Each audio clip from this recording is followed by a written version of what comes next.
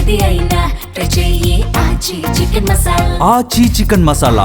విజయవాడ ప్రభుత్వ ఆసుపత్రిలో గత నెలలో అనుమానాస్పద స్థితిలో మృతి చెందిన అనస్థీషియా పీజీ విద్యార్థిని బత్తుల దీపిక కేసులో మిస్టరీ వీడింది. సీనియర్ అమర్హసస్ రెడ్డి ప్రేమించి పెళ్లికి నిరాకరించడం, మరో అమ్మాయిని పెళ్లి చేసుకోవాలని నిర్ణయం తీసుకోవడంతోనే దీపిక ఆత్మహత్యకు పాల్పడినట్లు పోలీసులు తెలిపారు. అమర్ను అరెస్టు చేసి కోర్టు ఆదేశాలతో రిమాండ్కు తరలించారు. అనంతపురానికి చెందిన కోదండరామిరెడ్డి భారతీ దంపతుల చిన్న కుమార్తె దీపిక తిరుపతి వెంకటేశ్వర వైద్య కళాశాలలో ఎంబీబీఎస్ పూర్తి చేసింది. విజయవాడ సిద్ధార్థ కళాశాలలో అనస్థీషియా విభాగంలో పీజీ చివరి ఏడాది చదువుతోంది.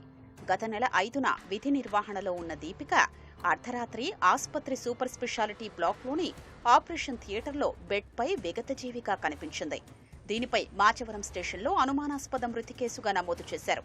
కేసు విచారణలో భాగంగా సోమవారం దీపిక సీనియర్ అయిన అమర్ను మాచవరం పోలీస్ స్టేషన్కు పిలిచి ప్రశ్నించారు. పీజీలో దీపికకు సీనియర్ అయిన హైదరాబాద్లోని బాచుపల్లికి చెందిన అమర్ సహస్ రెడ్డితో ఏడాదిగా పరిచయం ఉంది. ఇద్దరూ ప్రేమించుకున్నారు. మరోవైపు అమర్ విశాఖపట్నంలో గీతంస్లో ఎంబీబీఎస్ చదువుతున్నప్పుడు తన బ్యాచ్మేట్ను ప్రేమించాడు.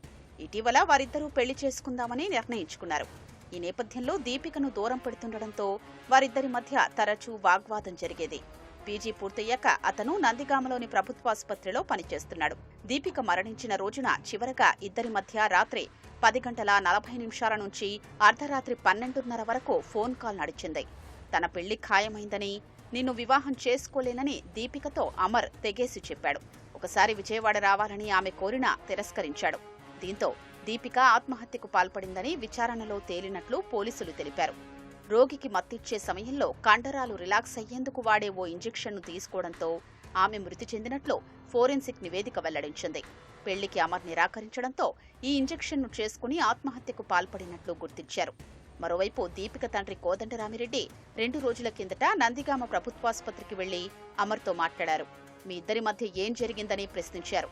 ఓ కేసు విషయమై దీపిక ఫోన్ చేసిందని, అంతకుమించి తనకేమీ తెలియదని అమర్ చెప్పినట్లు తెలిసింది.